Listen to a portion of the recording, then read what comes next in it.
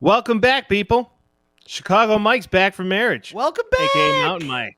Yeah, there we go. This is episode 42. You are going to be hearing this on the 19th of October. We are currently a day early. It is the 17th of October. Vince, I'm outside of my hole and I'm back on my game. What is going on? I'm glad to have you back. I really am. too. I spent a lot of time last week by myself recording a full hour episode.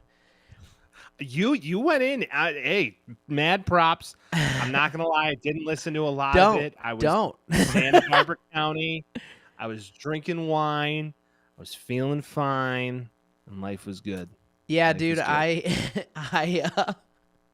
filled it with a lot of stuff. The people that have listened to it, thank you. There's a couple times where I'm like, if you made it this far, God bless you. This is just the thoughts of an insane man just screaming to because I was talking about Notre Dame, and now I'm a lot happier about them this week, so we'll be okay. Well, I hope it was like a complete vent sesh as to how you're so fed up with this team, like the Bears, and then they pulled a rabbit out of their hat somehow. Yeah, a pretty big fucking rabbit. Somehow my ass.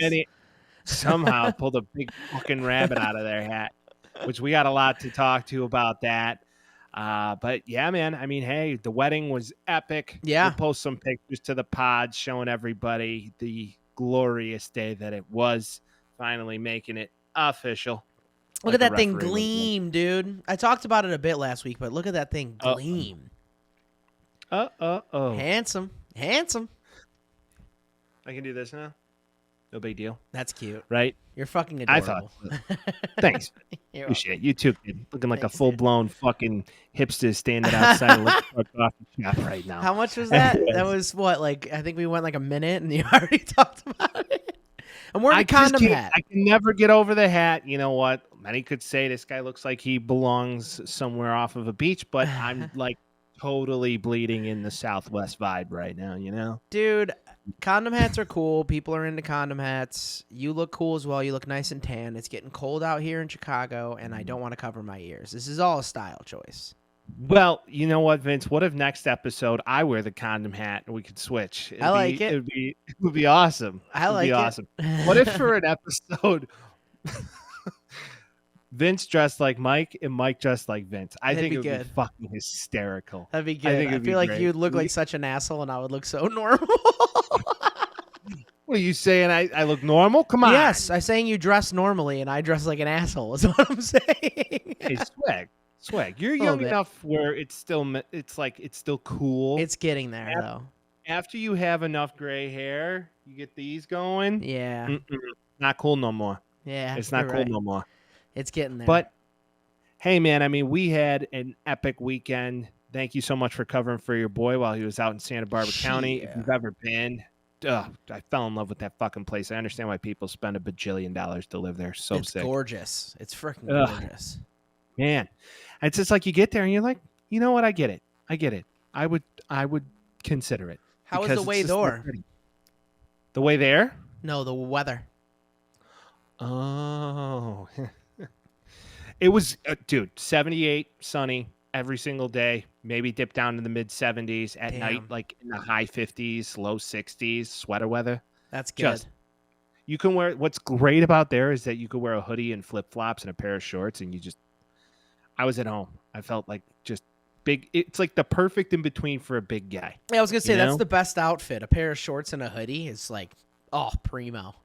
SoCal hat. I looked the part. People were like, did you go to USC? I'm like, no. Yeah, you finally belong. You're finally in a place where it makes some sense. I was like, I wish I did.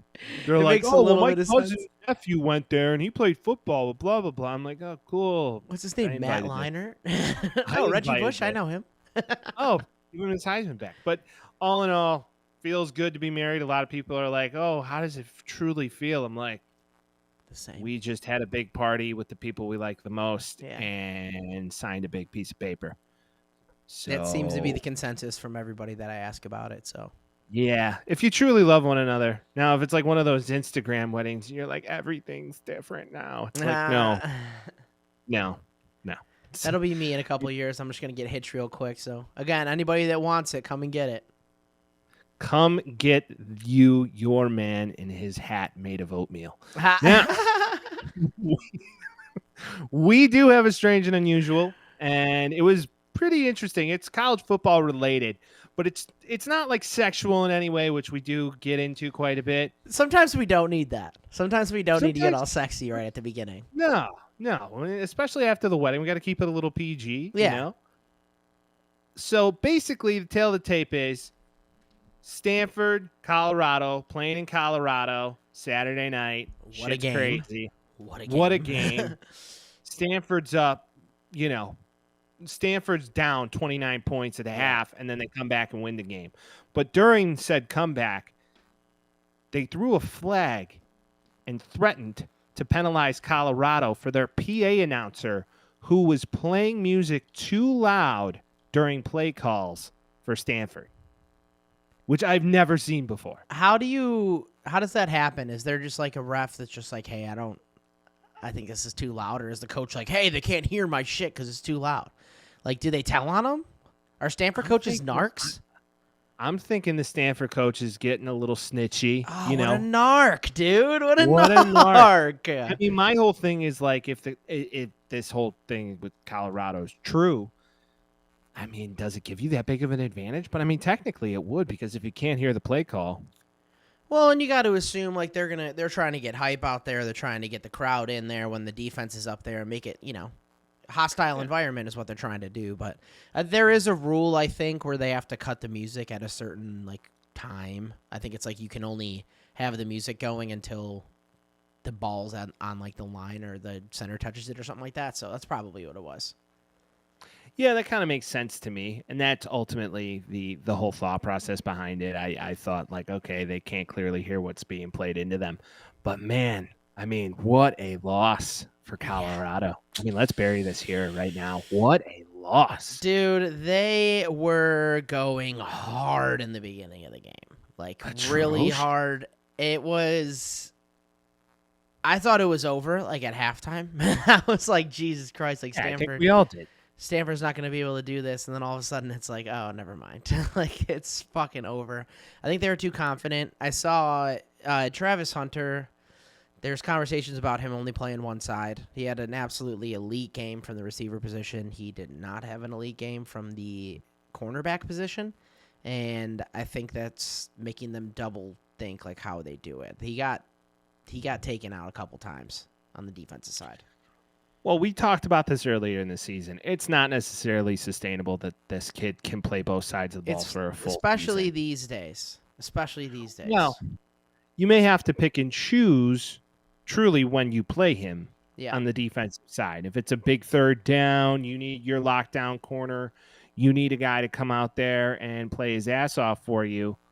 That may be something to consider. Now, beyond that, just let him do what he does, let him ball out, which in my opinion is kind of how you lean on that.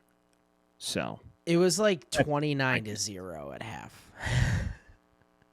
To lose a lead, dude, holy shit. That defense isn't there.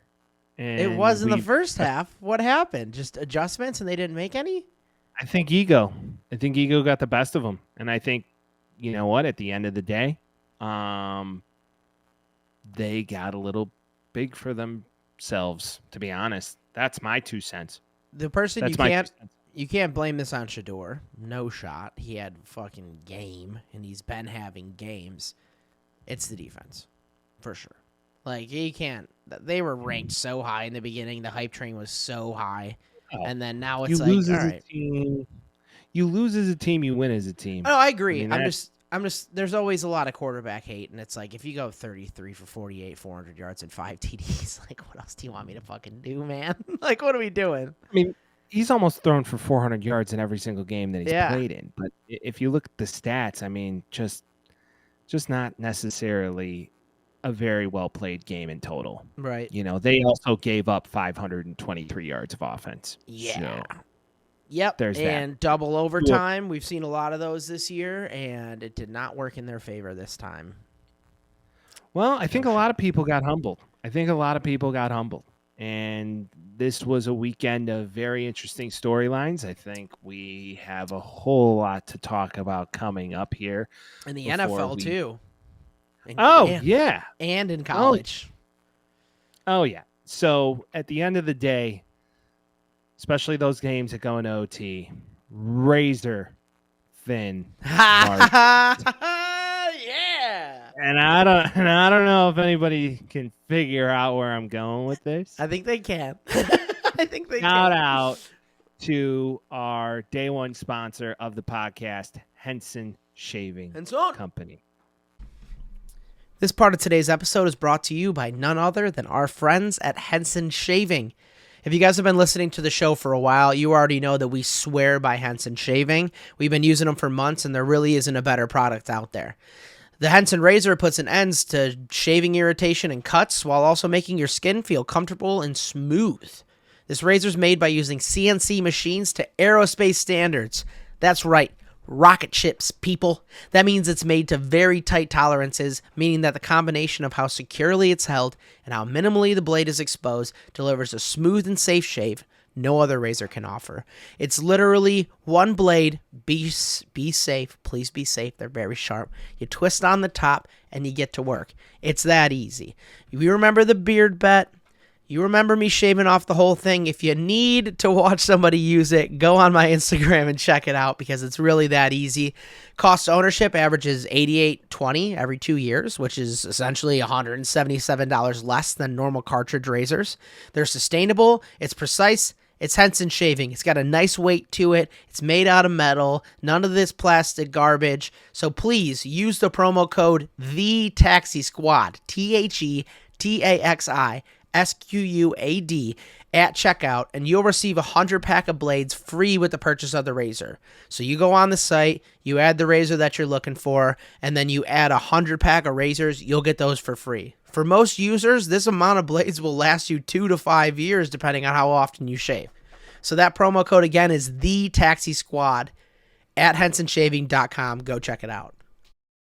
Notre Dame won, Mike. I think you just got to, not even going to say college football. I'm just going to say Notre Dame won. I'm just going to say that your shit. Okay, let me go. Okay. Your shit, especially during your wedding weekend. Yes, it was your weekend, dude. Tragic loss to Louisville. I get it. And I'm like, fuck. Now we got to go against Mikey's boy next week, and it's going to suck. Caleb Williams is going to take care of business. Not dogs. It was essentially a blowout. It was like, there wasn't even a game. I was watching the game. I'm like, this isn't even going to happen. There was one point where I'm like, maybe this is going to happen. It's that defense is just like, fuck Lincoln Riley. Imagine him going to the Big Ten now in the winter after that kind of shit, after they just lose it to Notre Dame and Indiana. Yikes. Caleb Williams is pretty good, but yikes, dude. Yikes, Pretty good. He wasn't very good on Saturday, dude. Come on. Oh, boy. Oh, yeah. I've been waiting for this day, dude. I've been waiting for this shit. Let's go. So, I knew this day was coming at some point this season. I was really hoping it wasn't this game, but Vince gets his time. 28 points, Mike? 28 points? Fuck. Woo! Right, listen, this is the same group of assholes because they teamed up on me at the bar at the hotel we were all at for the wedding. They won. And had me sorely convinced that USC had lost to University of Arizona in overtime the following weekend. And yeah, I was like, no, Notre Dame next week, man. You guys are going down. And Vince was like, yeah. And you know what? He was not at all confident in his group. We lost of to Irishmen. Louisville. Right. So with all of that, let's just read some text messages, mind everybody. Yes, mind you, please. I'm on an airplane. Yep. I'm on an airplane coming home from my honeymoon. The game had just started. I got on the airplane Wi-Fi. I'm tuned in. I'm ready to rock. 0-0. Let's go USC. Right? Okay. First text message. Definitely did not expect the game to start like this after the first pick. How long? About 20 minutes goes by. Not rubbing it in at all. Just didn't think they'd hold it to 6. 6 in the first half. Okay. Holy moly. Fine. This is where it starts. Seen this movie before, so now he's not fully confident, right? So you not fully confident in his for game. some like reference to this. USC scores. It's a 2-score Right. game. I'm like, oh shit, Right. here we go. Here we we go. go. Yeah. And I kind of thought the same. I'm like, all right, here we go. Yep. Here we go. And I was like, he holds onto the ball way too long, a la Justin Fields. We're going to get into the whole thing. He goes, feels like it. Trying to make something out of nothing. Pass rush looks good today. Yeah, it looked really fucking good. And I just got to a point, I'm like, we deserve to lose this fucking game after all the turnovers. And then they fucking just come out the gates in the second half. Game just completely got out of the Hey, if you got want away to, from since you. we're on video, you can just turn and show all the gifts if you'd like. All right, I will. Now, won't I? It was aggressive in every fucking way. Aggressive. Dude, get the Lou Holtz one. Come on. aggressive. I get Steve Harvey. I get fucking Lee Corso. That's Lee Corso. Lee Corso. Sorry.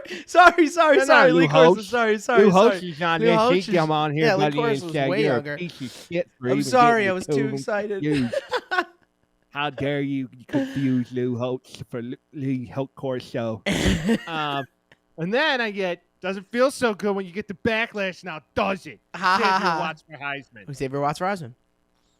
So there was my beating, and here's my beating part 2. Yeah. If we You break wanted down me the on this game- podcast, Mike. You wanted me on Hey, this podcast. Without you, it doesn't exist. We all know this. Now,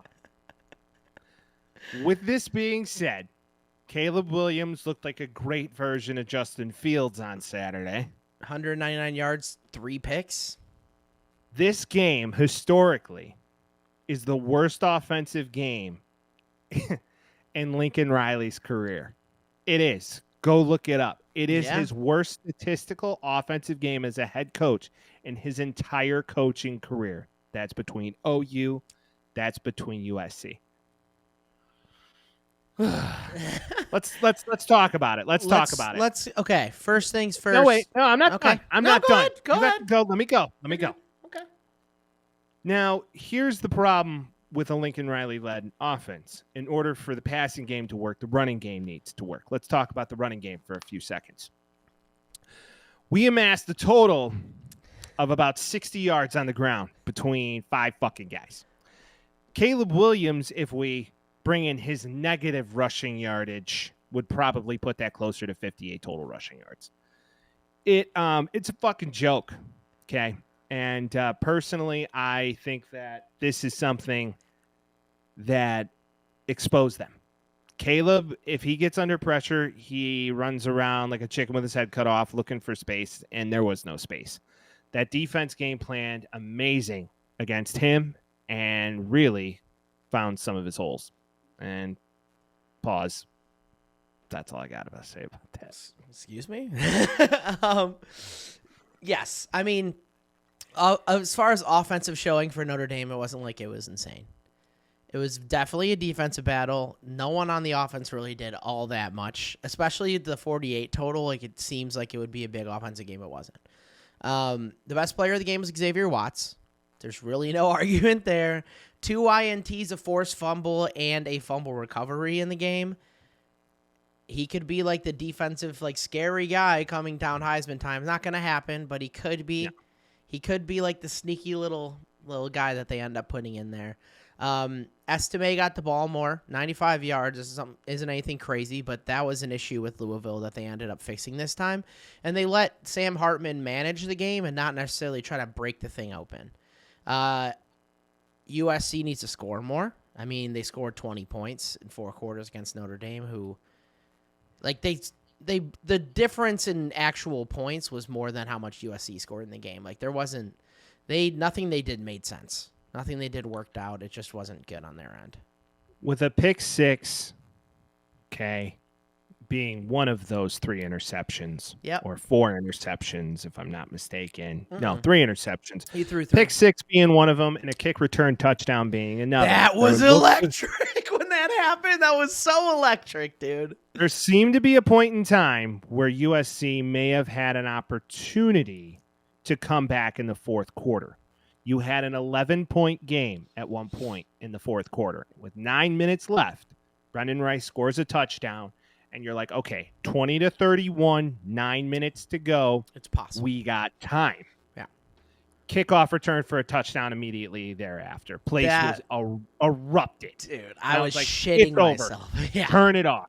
Turn it over. Turn it off. It's over. Well, and also Now, the guy from USC almost had a kickoff return right before that, and I was like, their kick coverage is ass. Like, yeah, if somebody put money to me and was like, hey, if you're a betting man, would you take Zachariah Branch or some rando on fucking Notre Dame to return a touchdown? Zachariah I'd say Branch. Zachariah Branch. Yeah, any day of the week. He's a beast, but hey, any given Saturday, right? Any given Saturday. Now, to the point. Being any given Saturday, this is the great thing about the parity of college football. Every weekend isn't playing an NFL team. And I feel as if USC may have had a little bit of confidence going in, considering they played ND last year in USC and they pumped them. True Pine. So there was a lot of bad blood going Drew on. Pine. Drew Pine. God. Fucking Drew Pine. Now, let's face it. The offense didn't win the game for Notre Dame, to your point. They had the chance to manage the game because every turnover you got on us was in our territory. Yep. So at the end of the day, you guys had a short porch to work with. Our defense can't play well, which honestly, I don't think the defense was too much of a problem when they're consistently playing at a deficit. The tackling looked a little bit better. But to me, the biggest glaring issue was that USC offensive line wet up against a group of fucking grown men on the opposite side of the football, and they got fucked up. That D-line straight into was camera. Working. They got fucked up. The linebacking core at Notre Dame is truly impressive. JD, how do you Bertrand or Bertrand? Yeah, Bertrand, Bertrand, I believe. Yes. That kid is a freak. Yeah. He gets off the ball so fast, it's stupid for a linebacker. I mean, it really is. There's a couple guys in that defense where you're like, how are you of age to be playing college football right now? Like, they look like they kind of belong. And also the rest of the defense is like, a lot smaller. So in comparison, it's like pretty insane. But the most college draft picks that have had sustainable NFL careers come from none other than the great institutions of University of Southern California and the Notre Dame Fighting Joe Montana. Joe Montana. Never forget. Now, Sam Hartman on paper. I mean, Caleb Williams threw for more yardage than him, but yeah, that's the only thing that you should compare in the game, Mike. But he threw 70 more yards and 3 more picks than he did. And Sam Hartman had another touchdown. If he doesn't have field position, what is he supposed to do? Correct. Don't spin zone that. There's no spin zone. I'm not going to sit here and say Caleb didn't completely fall in the Heisman rankings because of this game. And the problem for USC now is the strength of the schedule, their final 5 games of the season. This is where it comes down. Like right now. Saturday, October 21st, 5 p.m. USC, Utah. Yeah. Saturday, October 28th, California, USC. Okay, not too bad out of that. November 4th, Washington, USC. You get that one at home. And then you go to Eugene the week after that. 2 in a row? And then you get UCLA November 18th. Oh, so no. This is just, yeah. Oh, no, dude. They're still undefeated in the Pac-12, which is their saving grace right now. But, man, if that offensive line doesn't turn it around, we are fucked. It's bad. And I said it. I said it to start the season. I took them as an early, pick them. But there's something throughout this whole season that I've said. You shouldn't be in close games to shitty teams like ASU, like University of Arizona. You just shouldn't be there. And they got exposed. That's it. Yeah. I'm man enough to say it. They got exposed. And Caleb Williams now, I'm not saying he's not going to be the first overall pick in the draft. What I will say is this. Drake May, to my next point, had a fucking game on Saturday. Yeah. 17 to 33. Charlie Tree. 273 yards, 4 touchdowns. Kid was maybe the best UNC quarterback ever. Now, if the Bears have the first and second pick in the draft, which they very well may have, it gives you sign for pause. Do you take the guy from USC or do you take the guy from UNC, considering your history with UNC quarterbacks? Don't pick the guy from UNC. I think that's the answer there. He's much better than Trubisky was, but still, like, you take Caleb Williams. Yeah. I heard a argument about Caleb Williams, which I kind of agree with, is he's definitely a Mahomes type as far as the way he plays in college. He's an extend the play, get rid of it for better or for worse. Which, when there's a really good pass rush and you can't get out of the pocket much and you're trying to run away from shit, it ends up being worse. He's not game managing, he's game breaking. That's like his style, which can lead you into some bad fucking spots, which is what essentially happened during this entire game. But, yeah. USC's in a position right now that if they don't beat Utah next Saturday, they might be on the season is over. Yeah. The season is truly over. Well, I said it last week, and too. At that point, Caleb just may want to leave. We had this conversation, like, personally, but I said this last week on the pod, too. It's like, we both know that the season's probably over for both of us. Like, let's be completely honest. This isn't, like, none of these are playoff teams. Like, there's a lot of teams that are a lot better than them. This was kind of our Super Bowl in a lot of ways, because it's like, what else are we going to do for the rest of the season? But they do have chances right now to, like, get up there, maybe go to a Pac-12 championship if it all works out in their right advantage. They could take down Oregon maybe, but it's hard to see the road now. It's hard to see the road now, especially with those close games. Well, listen, if what everybody's missing is that the Washington Huskies are ranked 5th in the nation, and they maybe have the next best quarterback in the country in Michael Penix. Yep. Who is, I've been calling it on this podcast for a while now, maybe a Heisman favorite. Yeah, that was beginning of the season. You're like, Washington's going to be good. And I was like, really? They have some of the best offensive talent in the country, period. That's a squad.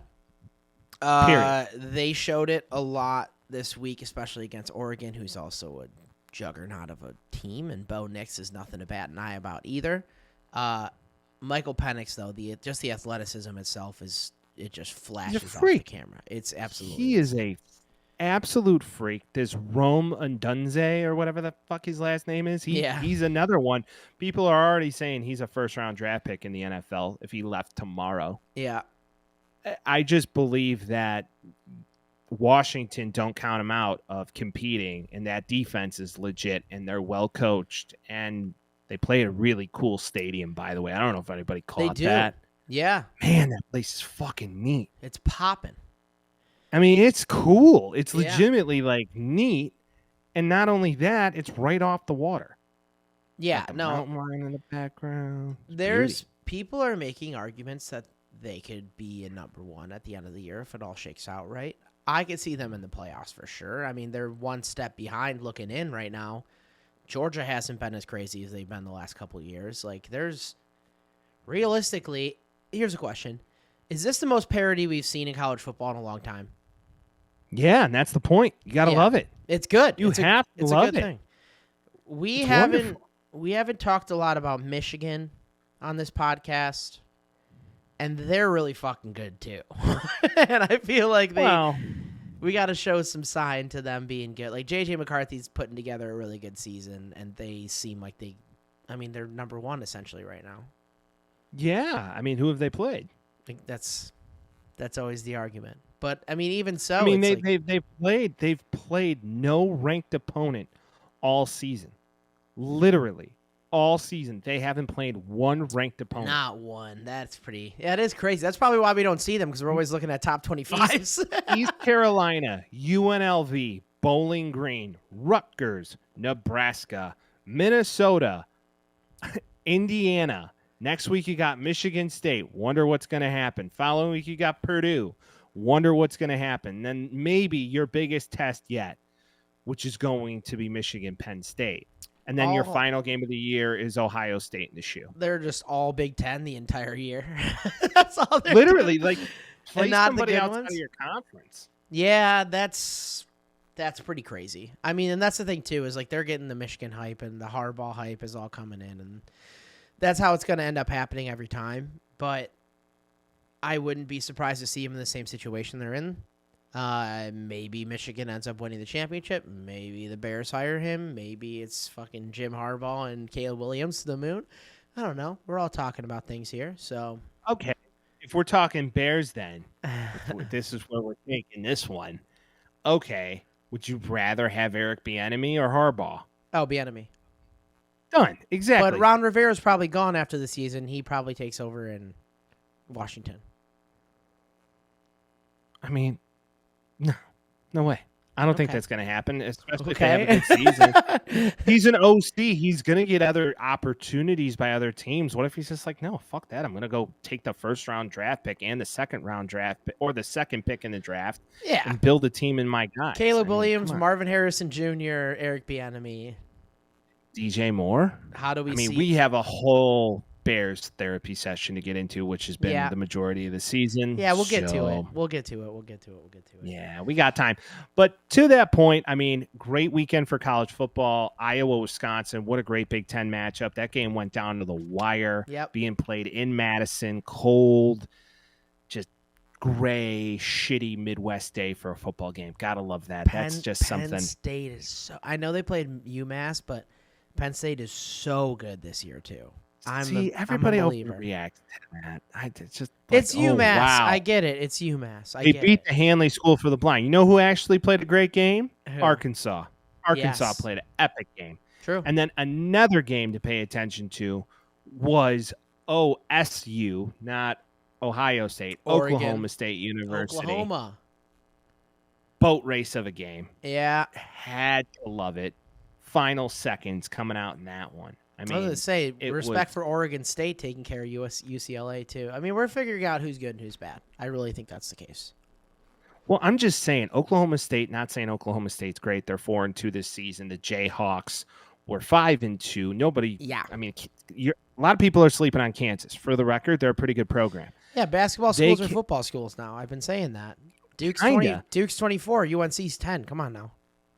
I'm just saying that ultimately this game was crazy. It went down to a final field goal with 15 seconds left, and OSU pulled it out. Yeah. I mean, epic game. Epic game. I mean, it's teams that are mixed correctly. It's teams that are coached pretty well, and I feel like I said, there's a lot of parity in the game right now, and I prefer it. Because you don't walk in knowing, hey, Alabama's going to win everything. Where the fuck even is Alabama right now? I don't give a shit, and I'm not asking about it. It is what it is. So stop asking. So shut the fuck up. No, that's the former. No, that's the I know. I'm not going to get into it. So stop asking. No, now, what you should be proud of, since you love all the orange teams, Vince, is that Tennessee beat Texas A&M, which is pretty big. Whatever. All right. Whatever. I'm not a Tennessee fan. I was last year, and I was like, keep it rolling, boys. And now I'm like, whatever. Oh, so you were just more of a Hendon Hooker fan. Yeah. I mean, that team was electric last year. All right. They were so fun last year, and now it's like, all right, whatever. They're back to what they're doing. Fair enough. I got you. I'm with you 100%. Now, let's look into next week. I'm jacked for it. Ohio State, Penn State. Going to be a banger of a fucking game. Yeah. Just an absolute banger of a game of that Ohio Saturday. State's got to win that game. Yeah. I mean, if they want to stay relevant, but I think Penn State's gonna win. Really? Hate it. Yeah. I mean, they played a close game. They played a close game with Notre Dame, and also I feel like Penn State's smart enough to put fucking 11 guys on the field. So maybe they'll actually win that one if they do that. Right? Yeah. Now you guys are really smart against a team from SoCal. I will give you that much. I've never heard of a team from SoCal. Funny. On to the next week. On to the next one. But, hey, how about this? OU ranked in the top 10. Shout out Brent Venables. Yeah. Shout out Norman Nate. He is loving this. Man, none of us expected it. No. God, when they get a quarterback, boy, oh boy. Bring Rattler back. No, don't bring Rattler back. He sucks ass. He does. Now, if I look at this schedule, I would say Tennessee, Alabama, going to be a great game. Yep. You got Minnesota, Iowa, which is bet the under. Right. And then you have really nothing too crazy other than Utah, USC in the primetime slot. Going to be an epic game. Well, you also get the Michigans. There's always shit talk with the Michigans. It's fun to see that game. They're gonna destroy them. Obviously, Michigan's gonna beat Michigan State a lot, but it's fun. You know, it's one of those rivalries. Like even if one team isn't that good, like you're gonna want to watch it because it's the Michigan matchup. It's not the same as like if Illinois played Illinois State. Okay. Over under game is decided by the halftime. Yeah, I was about to say. Yeah. First half. But I think it's like over. the first half competitive, second half Michigan takes it over. That's what I feel like happens.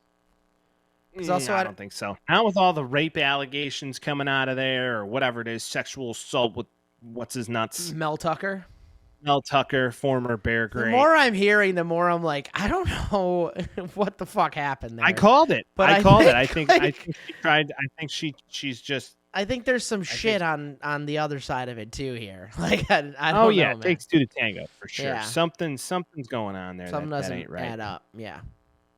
Something's going on there that's a little fucky. But all in all, we got some pretty interesting games coming up in this week's slot. I mean, the early games are good and the late games are good, so definitely be sure you tune in. Definitely going to be looking forward to that one. Watch football while you still can, people. Watch football while you still can. It always goes by so fast. I know, dude. We're week 8 fast. next week. This is fucked. This is absolute. It's not fair, really, because then what do we get after the new year? It's just like I want Bears. football. That's man. And then Bears. they lose. Yeah. Oh well. Hey, let's talk about baseball. There's baseball. There's baseball, dude. It's going on right now. I reacted pretty crazy a second ago, or not a second ago, probably like 10 minutes ago. And if anybody's wondering why that's the case, Schwarber bomb's electric in the playoffs. Do you want to start with the NLCS right now? Yeah, sure. The last thing we got to last week was Philly beating Atlanta, which was electric. It was awesome. It was cool. Yeah. I love this Philly team. I like this Diamondbacks team. I'm going to stick with the Phillies personally. They're the team I'm rooting for to win it. I'm obsessed with the Philadelphia scum, dude. I love those guys. And I mean that with all love. Like, Philly guys are just like fucking... Wait. How are you going to call people scum? Because Chicago scum's the same shit. We don't consider ourselves scum. Motherfucker, you go tailgating at a Sox game, there's just scum everywhere. It's awesome. We're all just gross. Oh, yeah, that's true. That's what I'm saying. Like, everybody's like, fuck you, suck my ass. Like, you're just walking around, you're like, you're an asshole. It's like, you're an asshole. Want a beer? Like, that kind of shit. Like, they're exactly what I want to see. I don't want to see Houston go out there with a bunch of fans that don't give a fuck so they can cheat. I want to see Philadelphia get vengeance on them, but I would rather if Houston just doesn't make it at all. But I like the D-backs. I don't think Houston's going to make it. I agree, but we'll talk about that in a moment. But I like the D-backs. I think they're a fun team. They have a really solid rotation. I don't think this is going to be the year for them. Right now, it's 2-0 in the fourth. Aaron Nola's putting on kind of a nice game going, certainly right now. So, yeah, I like Philadelphia. I like that Bryce Harper kind of, like, aggravated his arm, and then he hits 2 fucking bombs. Like, they just have the juice, man. It feels good right now. Yeah, I wouldn't say Harper necessarily aggravated his arm. Like, he just put a tag on. Yeah, it seemed like he did. I didn't buy too much into it. I was like, he's fine. Now, I will say this much. Even though I was on, the honeymoon, I was still paying attention to baseball because it's what I do. And I just think this Phillies team, I watched the last game of AZ versus LA, and there was no doubt about it that Arizona is the better team of the two. Los Angeles? Yeah, which we all kind of knew they were going to shit the bed in the playoffs. What the fuck, man? This is what they do every year. I know, but think Cody Bellinger's going back. Yeah, Cody Bellinger's going back. Kershaw can't pitch anymore. Kershaw's old. Mookie Betts is good. Freddie Freeman's good, really but not that good. It's just like, all right. Well, Freddie Freeman's just a guy. I mean, he had a good year this year though, and then you get to the playoffs and you're like, what the fuck? Trading for Matt Olson may have been the best thing the A's ever did, but I mean, to me, it's Braves. Yeah, sorry, from the they A's. start with an A. Yeah. Anyways. No, he was from the A's. I'll give it to you. Well, yeah, but to the point, when they traded for him from the A's, in my defense, great trade. Now it doesn't matter because they got pumped by Philly, and Philly's firepower right now, they are all hot at the same time between Schwarber, Harper, Castellanos, Trey Turner. Nick Castellanos has been an absolute fucking monster. I was looking at some bets last night, and I was like, do I maybe parlay Schwarber and Harper to hit a home run? Tonight? Last night. Yeah. And legit, it happened in the first inning. And I was like, what the fuck? That would have been the easiest money ever. Yeah. I was so pissed. This is kind of a squirrel moment, but you see that video of that guy trying to make bail, and he had like a 7-team parlay, and he hit, and he got bail to get out of jail. Seriously? Yeah. It was awesome. That should have been strange and unusual. He was like, he took like a bunch of the NFL. He put a New York Liberty bet on. He was like, New York Liberty wins this game. He's like going straight up WNBA, hits a 5-leg parlay. He makes $13,000. He gets his $10,000 for bail, and he's out of jail the next day. Out to commit more crime. I don't know. I don't know what he did. Hopefully, it was like a little misdemeanor bullshit. But $10,000 bail, cuz that depends on where you're at. You did some shit. I'm sorry. You did some shit. I wouldn't know. Never been to jail. Don't plan on it. Yeah, I don't plan on it either. I'm just saying. Yeah. Anywho, what I will say is that playoff baseball is back, and we love it. I think this series is off to an interesting start. The DBacks need to start a little bit hotter. They're playing in a gauntlet. It really seems that this is getting to a lot of teams playing in Philly. Yeah. So to your point, the scum maybe. Well, that's the whole thing. It's like the fandom is there. The bank is loud. The bank is aggressive, dude.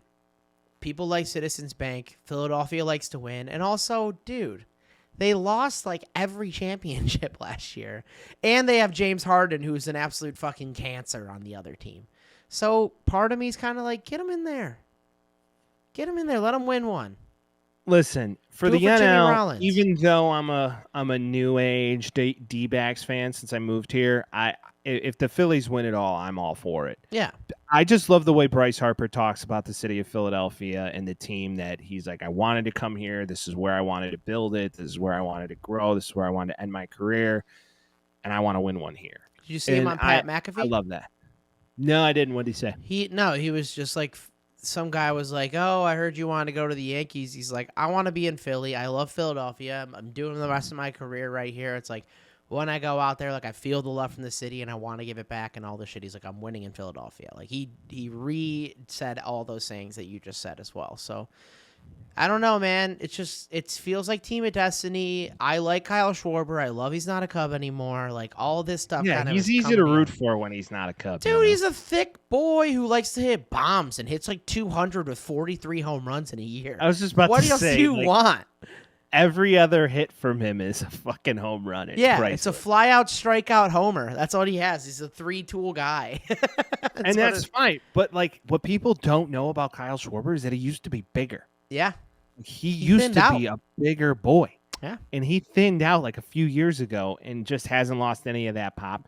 Can't play defense to save his life. Nah. Thank God the DH went to the NL. Well, thank God he moved from catcher. He used to be a catcher. A lot of guys used to be catcher. Paul Konerko used to be a catcher. Bryce Harper. Yeah. Right? So there you have it. You go with what you can. Yeah, I was. Until you were a catcher. My knee up. Fucked my knee up when I was 17. What you going to do? That's a dense boy. Just saying. I mean, we've met some professional athletes being on this podcast that, we weren't. No.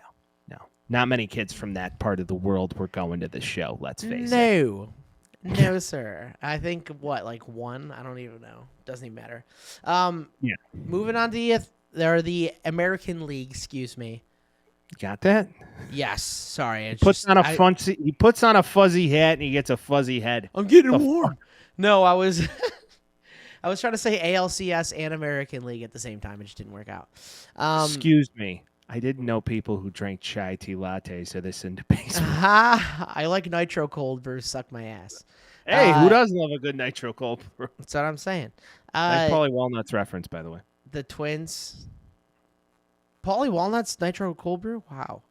No, you said suck my ass. That's suck my ass. Yeah. I thought you were talking when am I going to get that money, Paulie? When you suck it out of my ass. Yes. Okay. I'm with you. Back to sports, Mike. All right. Jesus. the Minnesota Twins, I talked about them last week. I'm like, this is the only time I'm ever going to root for them, and they got fucking smashed. And the Astros are again in the ALCS for the and book it 7th time in a row that the Houston Astros are in the ALCS. The thing that we didn't know is on the other side, you get the Texas Rangers who haven't lost a game yet. So, again, this is coming out on Thursday. They're playing on Wednesday. Today is Tuesday. So, hopefully they win tomorrow. But as of right now, they haven't lost a game yet in the entire playoffs, similar to the Chicago White Sox in 05. The Texas Rangers spent a lot of money.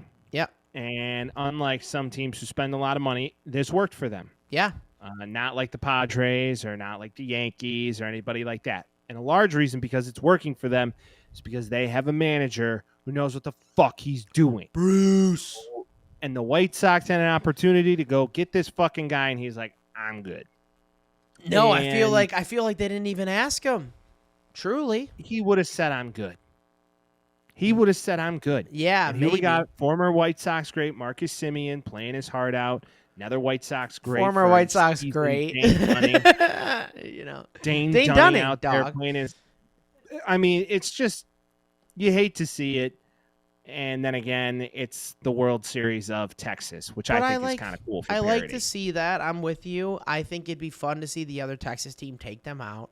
Everybody's sick of the Astros besides Astros fans, and every Astro fan that I've seen / met, I'm like, oh, whatever. Who gives a fuck? I just, you know what? Here's a good take. How many Astro fans have been Astro fans since they were in the National League? Right. That would be the biggest question ever. Yeah, who played left field in 05? Lance Berkman. Suck my ass. Right. You know? Who played first base in 04? Yeah. It's like, why don't you want Craig Biggio as your fucking first base? Jeff Bagwell. Thank you. I'll answer that. Yeah. He was the I'm saying baseman that ever lived. Yeah, Craig Biggio, catcher gone second baseman. Like, come on, that team was great. Michael Bourne was a fucking dog. Like, I liked the Astros, and then they cheated and they became big pieces of shit.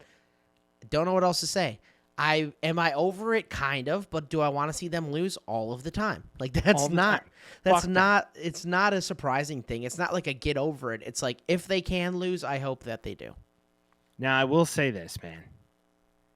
Yordan Alvarez may be the best, maybe the prettiest left-handed swing I've seen since Barry Bonds. And he's a big fucking boy. He just launches the ball. Juicy, man. That guy hits ropes out there. Just absolutely destroyer of baseballs. Yeah. I mean, it's impressive to watch him work. I think their pitching is aging. I'm not a big Verlander fan. Framber Valdez had a hard time last night. Good. They put up 5 runs in the first inning, and in the first 2 innings, Framber Valdez got pulled, and I was like, "Fuck yeah, let's go." Well, the problem is I just don't believe that the Astros this season have the bullpen nor the starting pitching to make it happen. I agree with you, but it's also the Astros, and you kind of got to do that with a grain of salt because they can also come around and fuck around and do it anyway. I want to say that that's not true, but you know what I'm saying, though, right? Like, it's like they always figure out how the fuck to do this. It's so annoying.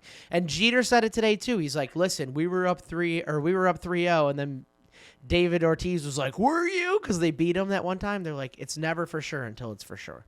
Which it's baseball. Yeah. It's baseball. That's the beauty of the game. It's never over till it's truly over, till that last out in the 9th inning or whatever extra inning it is. That's it, right? Or that 7 games is truly beat in the 4-game fashion that it would be. Now, I just believe right now, though, Texas, meaning the Rangers, is just, they're too loaded. Dude, they're good. Corey Seager, Marcus Semien, you got these guys. Scherzer, Dane Dunning, Ty France. No, Ty France is the Mariners. Sorry. Jesus, my head's all fucked up right now. Nathan Eovaldi, dude. Yeah. And then he is so good in the playoffs. He gets to the playoffs. Period. I know, but like he's had some regular seasons. He was also injured. He didn't do any rehab starts, and he came back and he was like, "We're in a playoff push. We're gonna fucking do it right now." And then he just comes in there and he just lights out nails. It's crazy. Jordan Montgomery, 6 innings pitched. 5 Yankee hits, legend Jordan Montgomery. Shouldn't have got rid of him, guys. And runs, 1 base on balls, Yeah. 6 strikeouts. Yep. Absolute freak. He And looks like a better version. No, he looks like a better version of Rodon. Carlos Rodon. He looks like a better version of Carlos Rodon. Their pitching motion's very similar. How they play the game is a little similar. He looks like a better Rodon. A more consistent Rodon. Rodon at its top. Rodon was on. Yeah, he was fucking better than everybody. Also, shout out Adelise Garcia. Fucking monster. Like, they have so many absolute ball players on that team. And really, it feels like the West, not the West Coast, but the Western Phillies in a lot of ways in my head. You got some aging veterans, you got some young guys, you got teams that didn't win the division. Now they go up and they're playing their division rival that have held the division by fucking, like the Braves have done it, the Astros have done it. The Phillies beat the Braves. I want the Rangers to beat the Astros and say, fuck you and your division title. We beat you. We're going to the World Series. I have a feeling this season it's the Phillies to lose this whole thing. Yeah. I think Vince called it. We were calling for it last season. Team of destiny, team of destiny, team of destiny. Didn't happen. I think this season it's a team of destiny. If you look at how that season's played out for them, they weren't going to win a division with the Braves there. Pump the Braves in that division. Pump the series. brakes.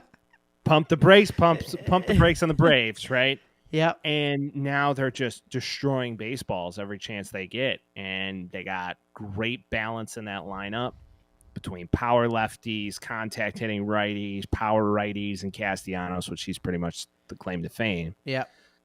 I don't know. I just hope they don't break country's going to World War III and Castellanos deep to left. I know. Fuck this guy every time he hits a home run. They were talking about the old manager, and they were like, rest in peace, doing a memoriam, and Castellanos goes yard the other day, and I'm like, fuck you, dude. Like, he's got to know it's happening. They have to time that. Well, they have to time it perfectly. They're like, all right, Castellanos coming up. Let's do an in memoriam.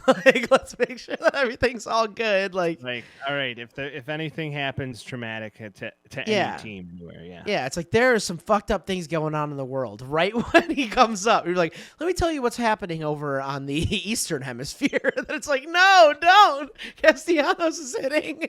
Castellanos, deep drive to left, and let's get back to our topics. So, it's crazy. It is crazy. It's awesome. Have you saw the stuff on Orlando Arcia, or were you completely out on it? No, I didn't see any. Oh, where they were calling him out, which I love that. Orlando Arcia, and people have heard this, but we haven't talked about it on this pod. Bryce Harper gets thrown out because he thinks the ball's going out, and it doesn't. It was a wall hopper. Bryce Harper comes back. Arcia tags him, and they go into the locker room, and he says, "Attaboy, Harper," and so the guys that actually ended up reporting that are from a page called Cespedes Family Barbecue. It's like this. They have their own podcast. It's very similar to us, whatever it may be. I'm going to get to it. But he essentially says, yeah, he was saying attaboy Harper, and the Phillies were like, fuck you. And then, again, Philadelphia scum, and I love you, and I'm saying that out of love. They were like, fuck you. So they were just talking shit, and he's in the dugout, and Orlando Arcia turns around and starts flipping out. He's like, fuck you guys, blah, blah, blah, blah, blah. And everybody in Philly's like, we got you to react and shit. Yeah, they want. And that was it. That was it. They cut it. At that point, that was over. Everything was all Philadelphia all the time. And it's great. You gotta love when fan bases get under players' skin. It's truly, because you get under one, chances are you're under several. Yeah. Whether or not they show it or not. Well, yeah, because Acuna wasn't like it either. And is there a question in there that Acuna might be a bad luck charm come the playoffs? Because guess who wasn't playing when they won? Yeah, it's true. He was injured when they won. He comes back, they can't win anymore. And he's arguably one of the best ball players in the league. Yeah, I mean, he stole 1 million bases this year, but it's truly insane. Doesn't matter. He stole 70 bags this year? Yeah. Or over? Yep. And 40 homers, 70 bags. He's in the 40-70 club. God, that's history. Right. But it doesn't matter once October comes. Don't matter, people. Doesn't matter when October comes. I'm so happy we're in full swing of baseball. Now, I hope somebody woke up the guy from Green Day. What do you mean by that? September ended like a couple weeks ago. He's probably snoozing. Oh, did I say September or October baseball? No, I was just saying you were like in October. I'm like, I hope someone woke him up. Oh, yeah. Okay. You know what? Fuck, Mike, we're not on understand that.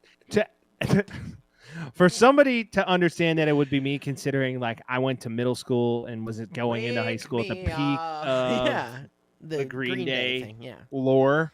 But I was never a fan. I was just more give me like Outkast or like some sort of craziness or Kanye at that time. I used to go to school through the wire from with the limit to the wall. All right, go ahead. Sorry.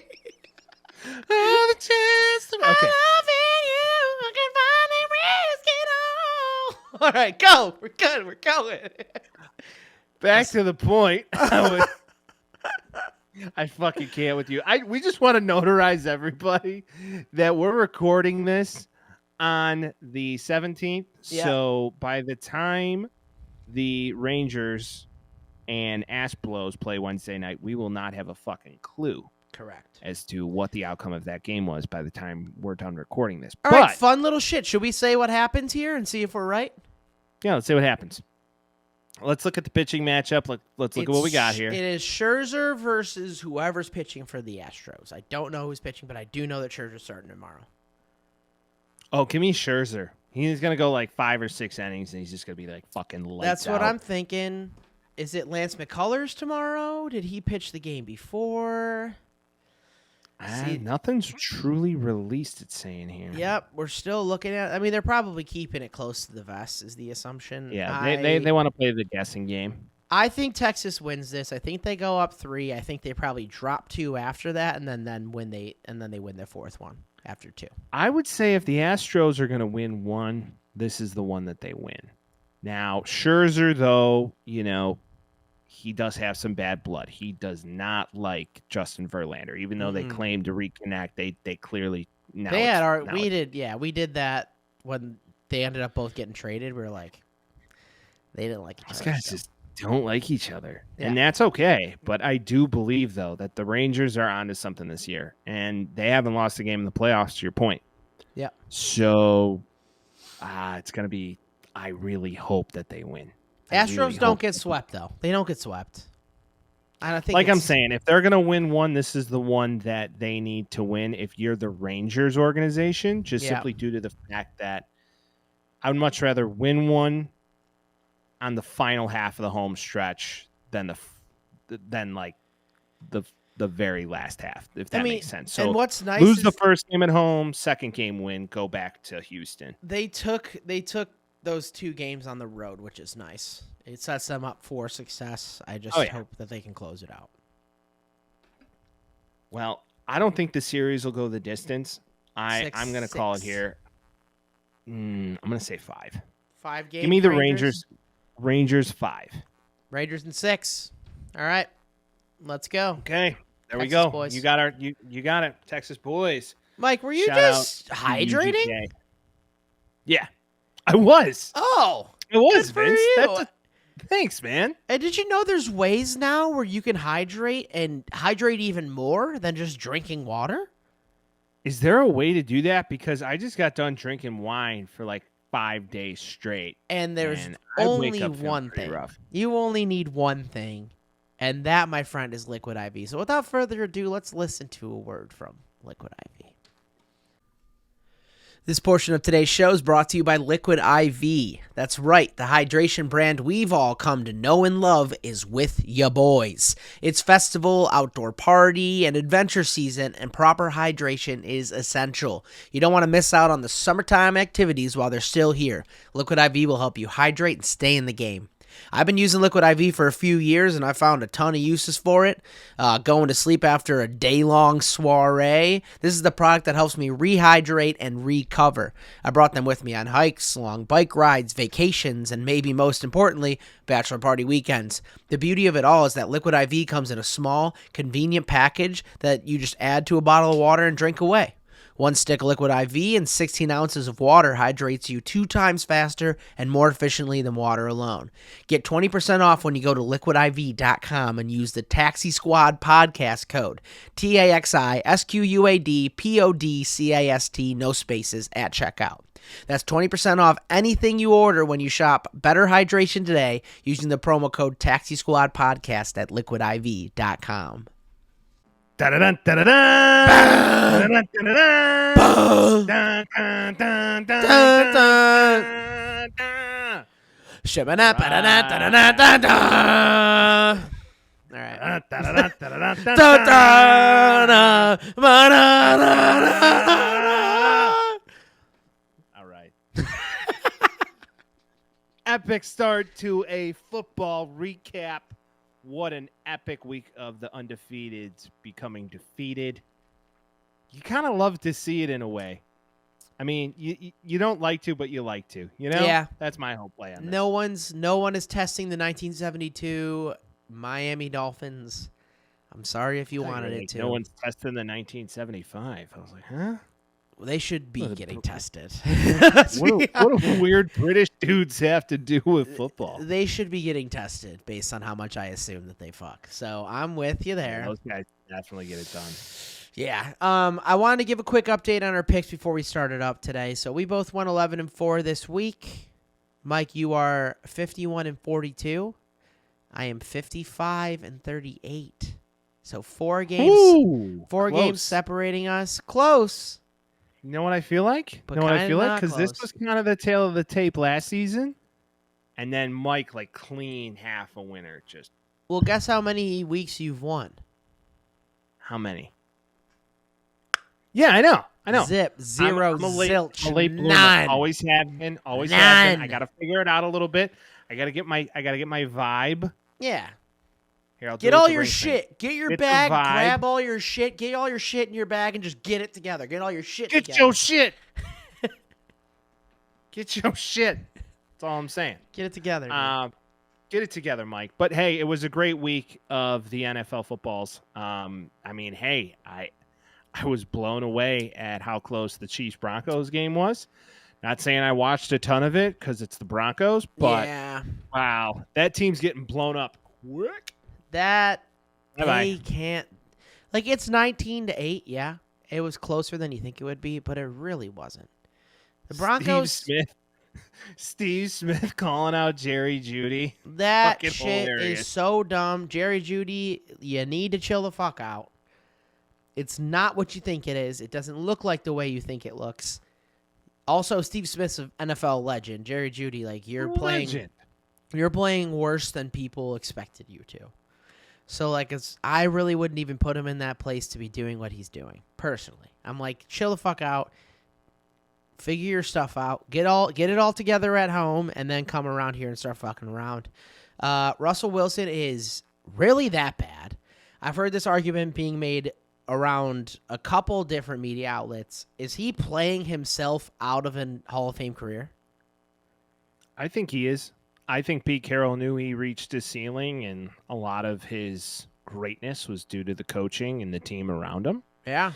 And he doesn't have that anymore, and Sean Payton's not really a believer, and there's not a long leash there anymore. So, Well, and good riddance, cousin. Pete Carroll couldn't win with anybody else either. It seemed like a match made in heaven, and then it was like, okay, He move started on. winning with Geno Smith. Right, but they went to the promised land, which is what I'm saying. And that was an absolutely amazing defense, and he was very good for a little bit of time.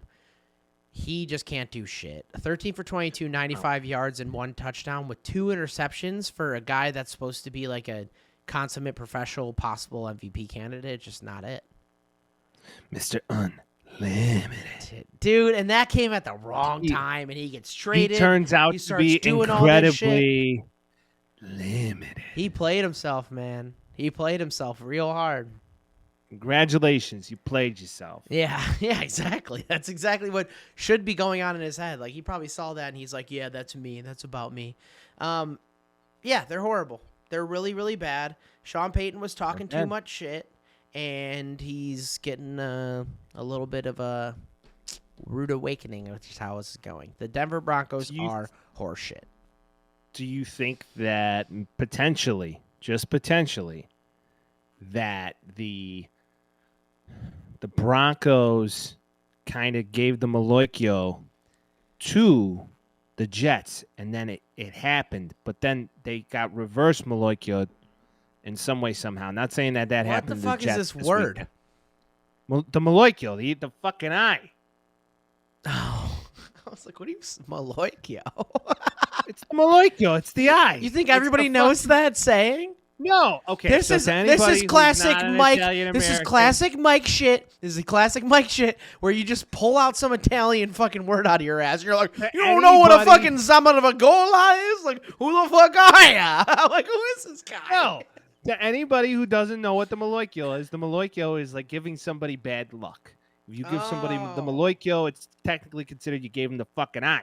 That's why you hang an Italian pepper from your review mirror to make sure you keep rid of the demons. Okay. Right? So that's the reason behind that. Sebastian Maniscalco has a whole bit about this. There's your Maloikyo. So that's what the Maloikyo is, because then, as you remember, Sean Payton came out and he was giving them Maloikyo to the Jets, and he was talking about stupid shit. Then Aaron Rodgers goes down, but then in return, he got the reverse Maloikyo because. And not to bury the lead, the Jets Broncos might be good. The Jets might be good, dude. We'll see about that. Good enough. We'll talk about them when we get there. We're playing Skip It or Rip It. We started off with the Broncos Chiefs. We were obviously going to talk about it. We ripped it. We ripped it, obviously. Ripped it. Do you have anything else about it? It was a long time ago right now, honestly. It was a whole calendar week ago. Yeah. The Chiefs are better than the Broncos. Boom. All right. Now we're moving on to London. We got the Ravens at the Titans. Skip it or rip it? Yeah. Rip it. We got to rip this one, yeah.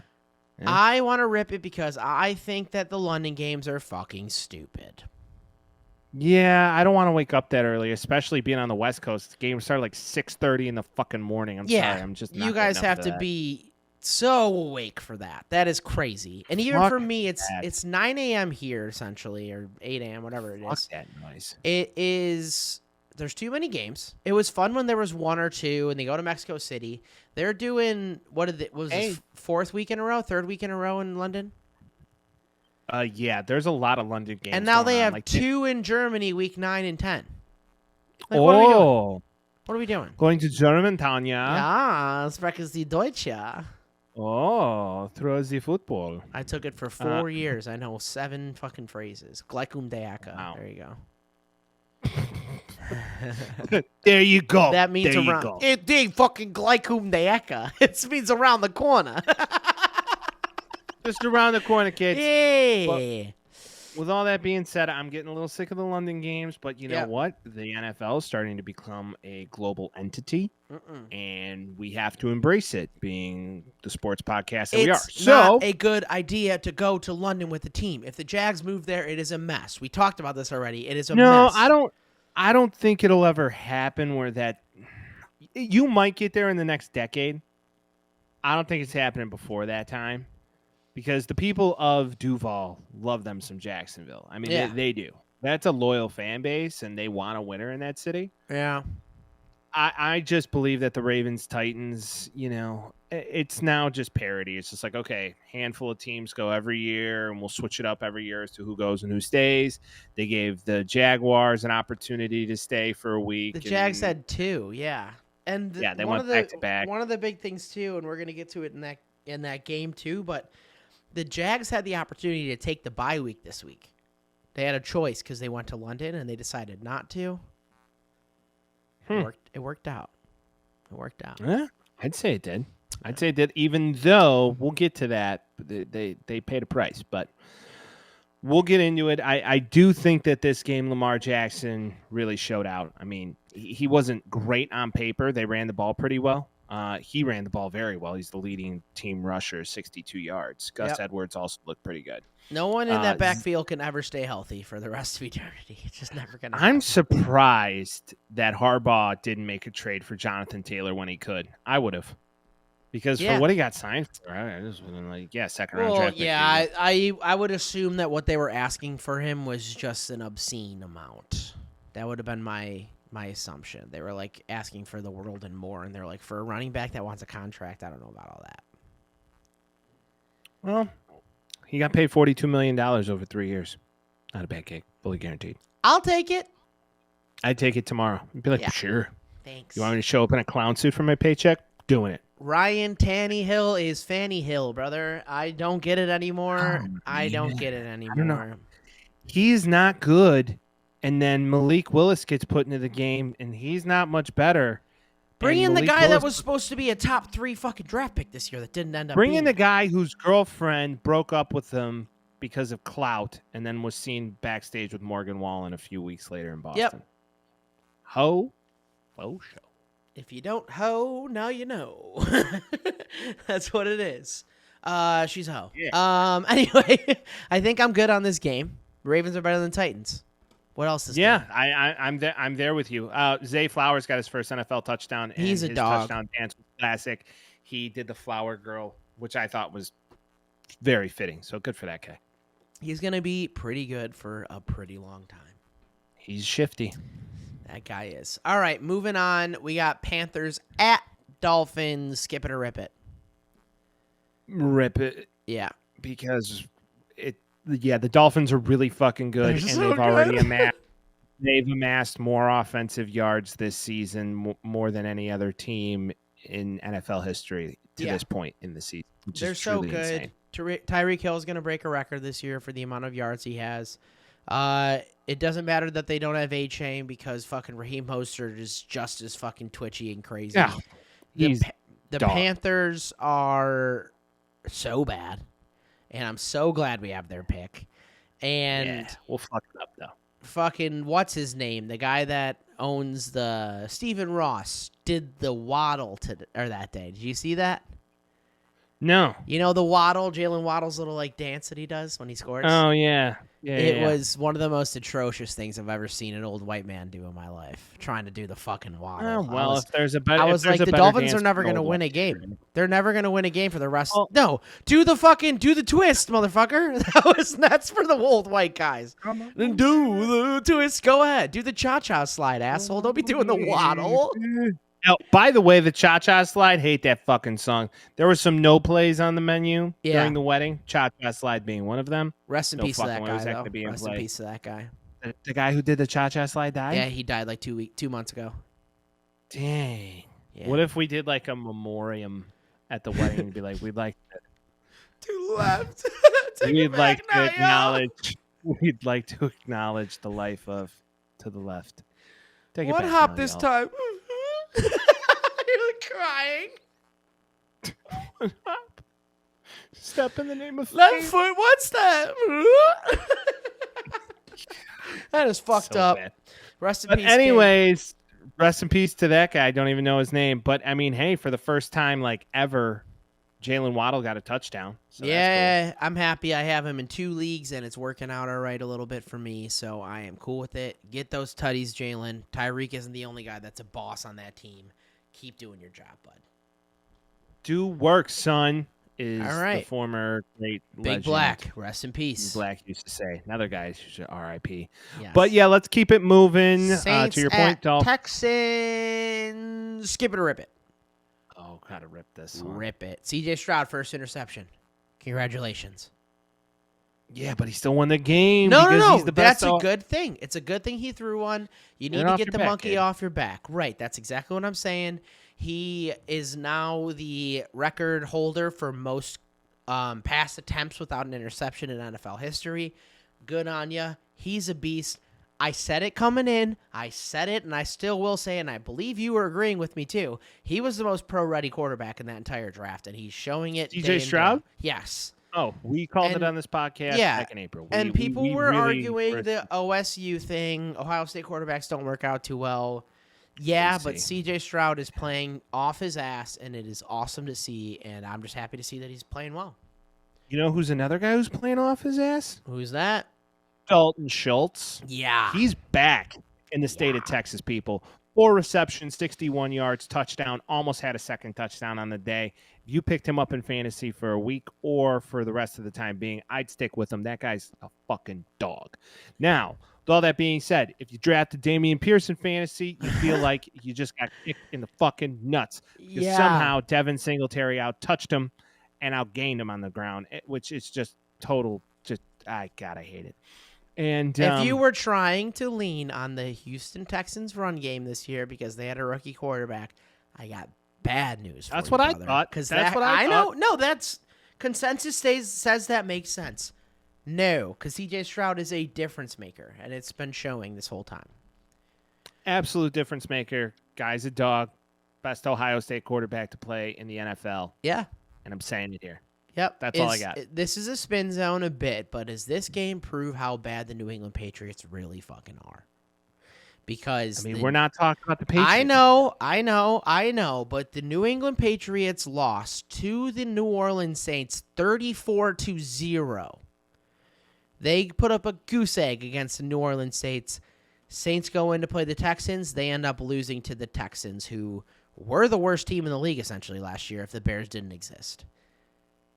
Bad news. And I like it because they've been good for so long, but bad news in Foxborough, man.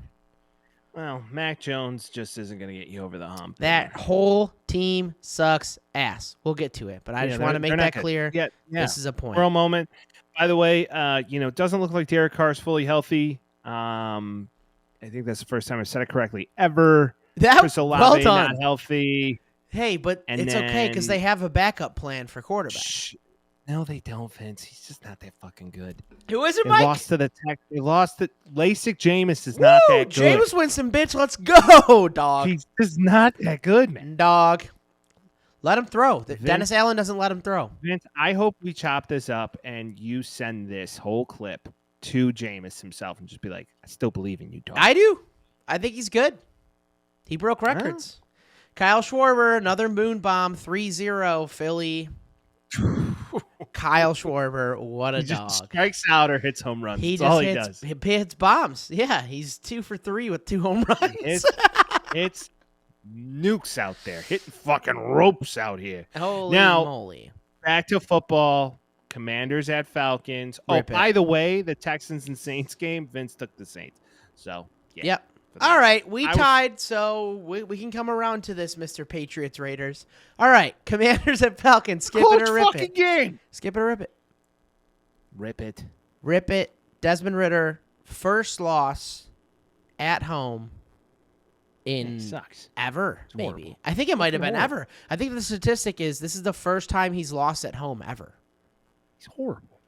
I know, but isn't that crazy that he got this far and this is the first time he has a home loss? Yeah, I don't get what's going on right now at Atlanta. I don't know how Bijan Robinson's getting out touched by Tyler Algier. Bijan Robinson did not have a good game. I watched this game essentially front to back because Red Zone was just obsessed with it for some stupid reason. Probably because it was close. I have Bijan in one of my leagues, and he needs to do better for sure. I don't think that is any fault of his own. I think it's play calling. I also think the fact that they don't have a pass game besides Jonnu Smith and Kyle Pitts is I mean, Drake London had a decent week, too. It's like they were throwing the ball around. Drake London is slowly becoming the top target there. If he had a touchdown on Sunday, he may have been in the top. 9 receptions, 125 yards, average 13.9 receptions. Yeah. Last year's rookie class for them should be the mold that they need to go around. Desmond Ridder ain't it.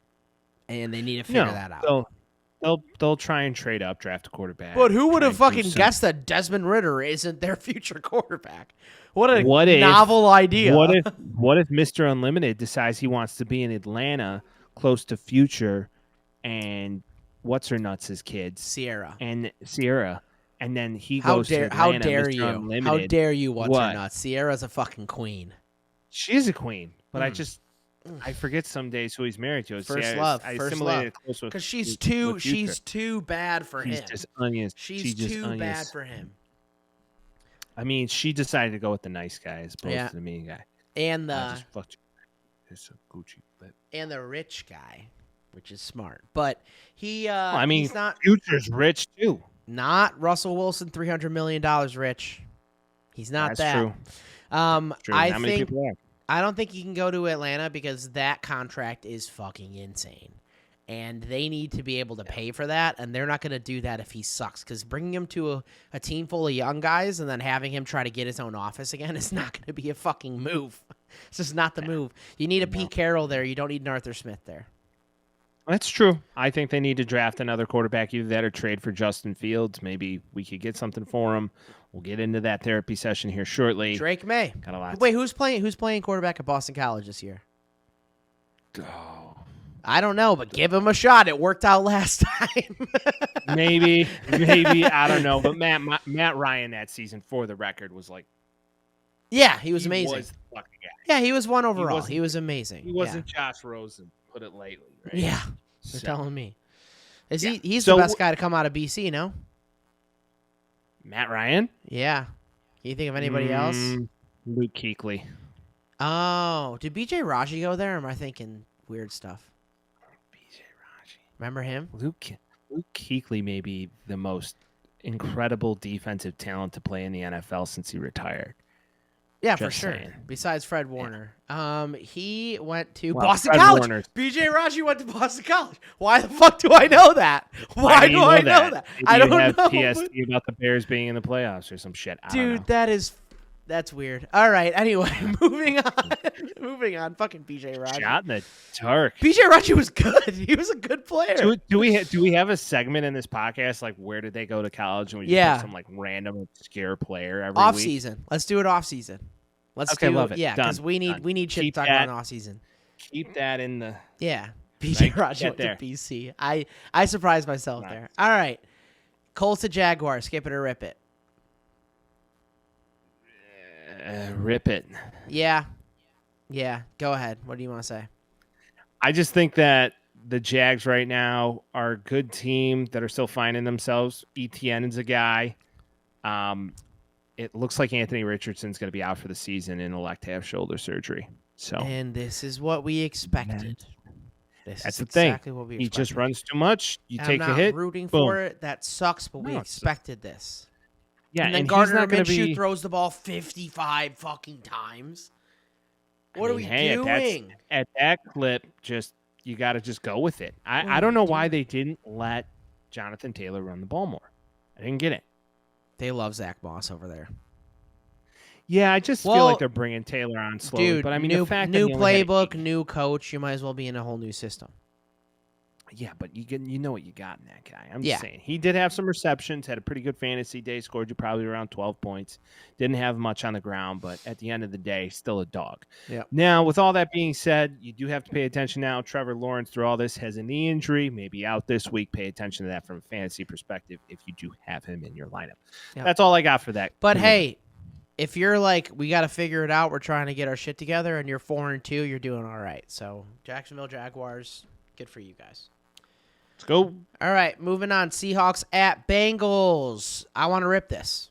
All right, rip it. Geno Smith might be really good again.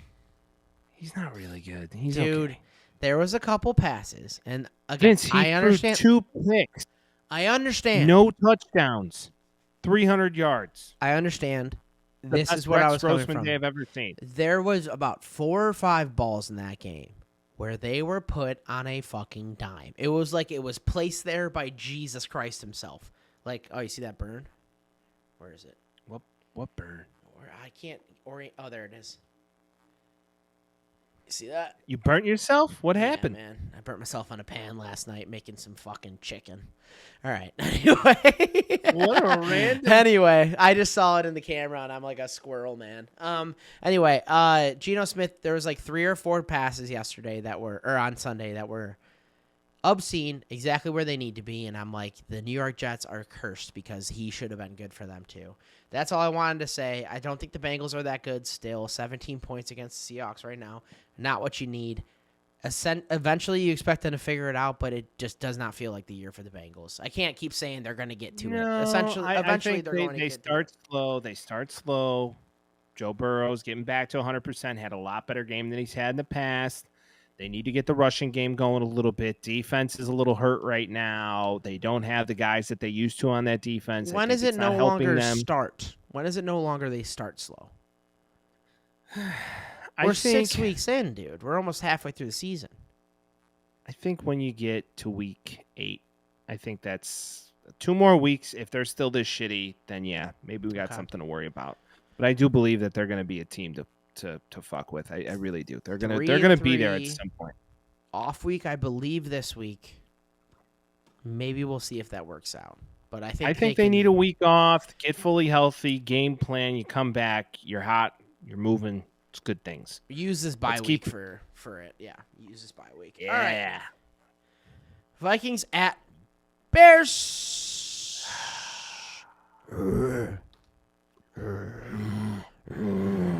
Dude, I missed that last week. I tried doing one. It was fucking embarrassing, and I was by myself the whole time, and I still felt embarrassed. So I'm glad that you're back. Couple things on this from my perspective. Fields gets injured. Bagnet comes in. Badgent, excuse me, comes in first. Is it Badgent or Beignet? He said Badgent. It's definitely not Beignet. Is it Beignet? My fat brain goes to Beignet. Oh, dude, is it like Tyson? Is it like that puff pastry? Yeah, where you put the powdered sugar on it and you drink it with your coffee. Tyson Beignet. Yeah, it's Bagnet. He comes in first play, strip sack fumble, 6 points. Comes in, does a couple more drives, and now everybody in Chicago's like, maybe the backup's better. The most Chicago shit ever. Fuck you. He's not better than him. He played at Shepherd University last year. This is His not. Dad was in the movie Over the Top. Leave it alone. That's your favorite fact about him, and that's how you know he's not that fucking good at quarterback. Because the coolest thing about him is that his dad was in Over the Top. Dude, we're not going to root for him. I'm going to go Fields, or I'm going to say move on to a different guy. I'm not going to say that Tyson Badgent's going to be our fucking savior. I'm close. I have some hope for the Tyson Bagnet. Maybe he can pull off a Josh McCown type thing. One game? But he's going to have a couple of games. Well, Josh McCown was only good for like a game and a half. Josh McCown was good for a half a season. What the fuck are you talking about? What did it do for us?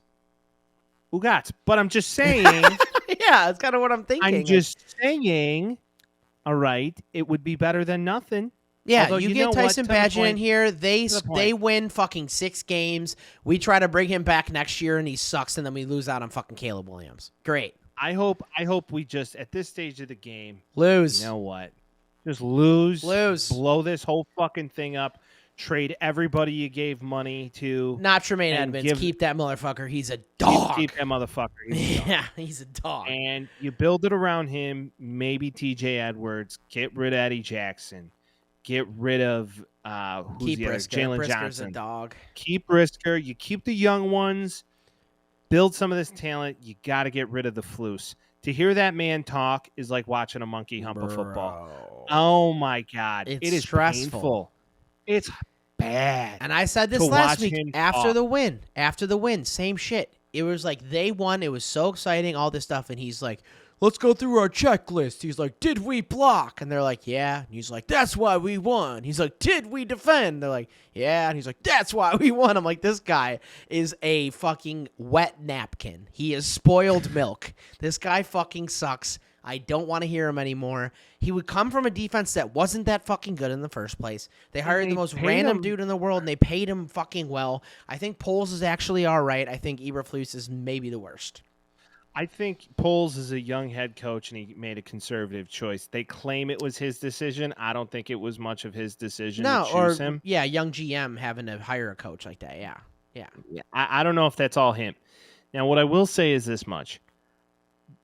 Justin Fields needs to throw the ball. There was times I'm watching this game on Sunday, and I'm like, throw the ball. Yeah. At one point, I think his longest hold time was 6.7 seconds. Yeah. He is like Caleb Williams. He's very similar to Caleb Williams in a lot of that. That's what I'm fearful of. Even if you do draft a Caleb Williams, you're going to fuck him up. Right.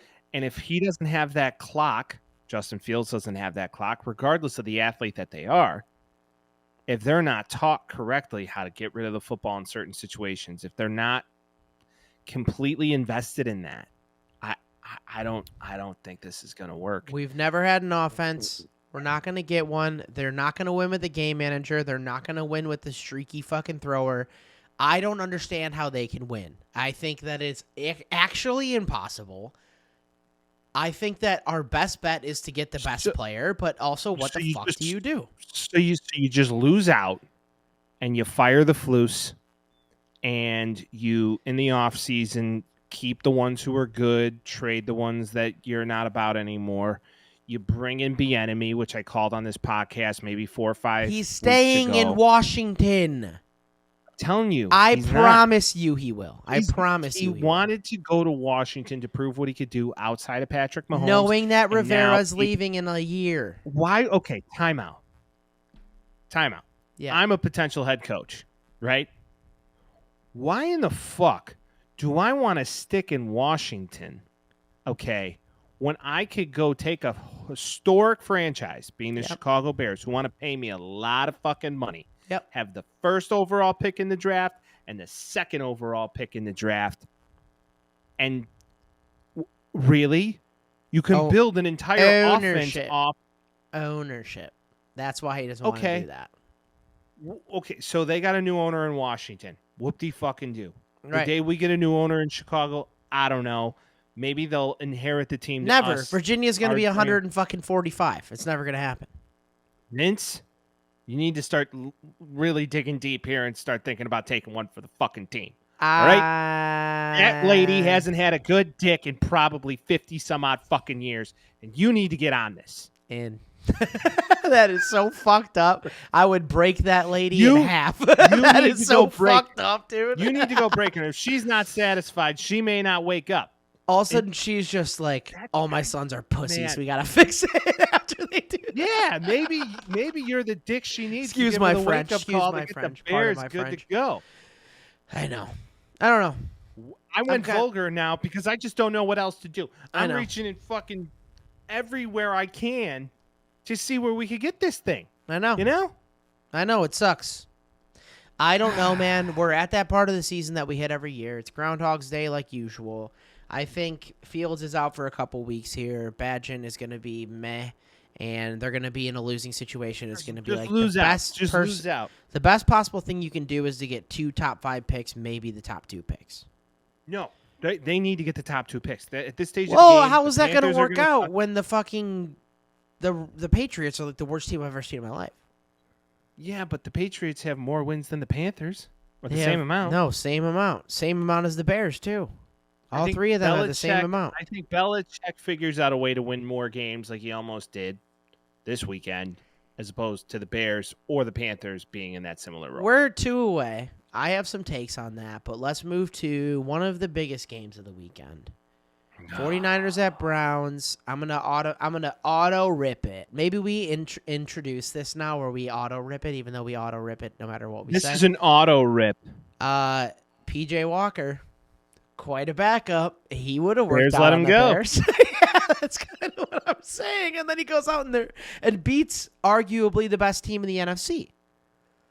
Christian McCaffrey out. I don't know. Debo out. I don't know if he beat necessarily the best team in the NFC. What team was he on? I know he's on the fucking Browns. Who won that he's game? On the Browns. The defense won that fucking game. The Browns defense. Well, for what elite. team? The Browns? Yeah, I know, but the Browns it takes 22 guys to win a fucking baseball or football game, bud. I don't know what to tell you. Don't do this Get your head out of the clouds. Let me make a point. Get your head out of the clouds with your hat made of fucking wheat. Let me make a Anyways. point. That's all you got. Go bake me a fucking cake with that head after this episode, God. you asshole. 5-0 Phils. 5-0 Phils in the 6th. Holy nobody shite. saw this one coming. Yeah. Anyways, what I will say is this about this game. If there's a time in life that the 49ers are making that phone call, like from the Hangover, like, hey, we fucked up to Robbie Gould. Robbie Gould makes that kick any day, any time. Every single time. That was bad. That was fun. You leave it to Maher. It wasn't Maher. It was Moody. It was rookie kicker. Moody. It was rookie kicker Moody. Yeah, not great, but okay. Spin zone.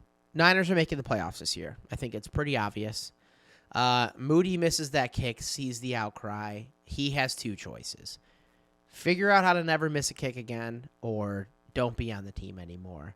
I think, given how good he was in college, He's going to figure out how to be a really good kicker, and they're going to move on and be better off because of this loss. Because he saw that in the beginning of the season rather than the fucking NFC Championship. Yeah. I don't know. I think personally they wanted to get some young talent in the kicking position, but to me, a kicker in the NFL, I'll take the veteran over the rookie any day. I'm with you, but I think they want to be good for a long time, and I think they're set up to be that way. But I think every kicker has a rookie season, man. Every kicker has one. Here's what I will say: Brock Purdy against a very, very good defense didn't look very good. He was okay. Didn't have a great day. Yep. And beyond that, I think that Trent Williams going down, high ankle sprain, CMC, CMC, Debo. Oh. The shit talking kind of got to him, I think. Hate to say it, but I think it did. Yeah, and they deserve to shit talk that with Parsons, but it obviously didn't end up working out. So this is one of those things where karma might be a bit of a bitch. Shall we move on? Move on. Patriots at Raiders. Skip it or rip it. Bill Belichick might get fired. Might get fired at the end of the year. No, he might get fired by the end of the season, but yeah, I don't. Bill Belichick is a man that's like, hey, next man up mentality. If we got to do it, we got to do it. I feel like Kraft also agrees with that. If Kraft is like, Bill Belichick isn't working out, it would be a disservice to Bill Belichick. It would be a disservice to Bill Belichick to not get rid of him if you want to. He's been there for almost 30 years. It kind of makes sense. Yeah. So the game passed him by. No. Keep Bill Belichick. Keep losing. That would be fucking awesome. I love that the Patriots are losing. That's all I want to say. And also, Josh McDaniels beats his guy. Finally. The reason my thought process was to take the Pats was simply because that really no former Patriots coach has been capable of beating. You're right. Yes. A Belichick-led team. So I was like, ooh, this looks really good. Now, Mac Jones made really poor decisions, had a total error in the end zone where he took a sack. Dumb idea. Jimmy Garoppolo's officially made of glass. Yeah. And Brian Hoyer, Bears legend Brian Hoyer. Most passing yards in a season, Brian Hoyer. It's kind of sad. It's kind of really sad. Michael Mayer had a great game. 5 yards. Notre Dame legend Michael Mayer. 5 yards. Yeah. Had a great game. I would just say this. Mac Jones had some pretty good throws that weren't caught. I will say that. I watched a lot of this game, and it was in the late slot of the afternoon, so they were highlighting the piss out of it in red zone, and I was like, you know what? He kind of got hurt by some of his receivers, which, Juju isn't in right now. A lot of guys aren't in for him right now. There's just no weapons. Kendrick Bourne's your best offensive weapon. You got a problem. Those Patriots are not these Patriots. I think it's very clear. True. I think the Patriots are truly one of the worst teams in the league. I think that they've reached the point where they can't just keep pulling old, shitty guys, and ideally they're going to move into something that's better. They're in a new horizon. They're going to have to figure out how to deal with it. And losing to the Raiders, who are also one of the worst teams in the league and one of the worst coach teams in the league, kind of fun. I kind of like it. It's great. All right, keep it moving. Lions at Bucks. I kind of want to skip this one. The Lions are fucking good. They're one of the best teams in the NFC. Lions are good, and the only thing I will say is go back and watch the tape on that block by Craig Reynolds. Yeah, absolutely dog. And Amon-Ra's back, and Josh Jameson Reynolds? Williams. Oh, is it Josh Reynolds? Craig Reynolds. No, the Craig, receiver or the offensive lineman? Craig Reynolds is a backup running back. Oh, Craig? Craig Reynolds. All right, moving on. That's not Craig? No, it is. You're right. I called it Craig. You're fucking killing me. Jameson Williams had a good game. He was good. Fuck. The Lions are better than the Bucks. The Bucks are worse than we thought the Lions are. The Lions may be one of the best teams in the NFL. Agreed. Cardinals at Rams. Also want to skip it. Skip it. Cardinals are bad. Rams are okay. Eagles at Jets. Definitely rip it. Wow. Taylor was there again. Yay. Why was Taylor at the Eagles-Jets game? Because Travis was there to support his brother. Oh. And she was there just, doing what Taylor does. Yep.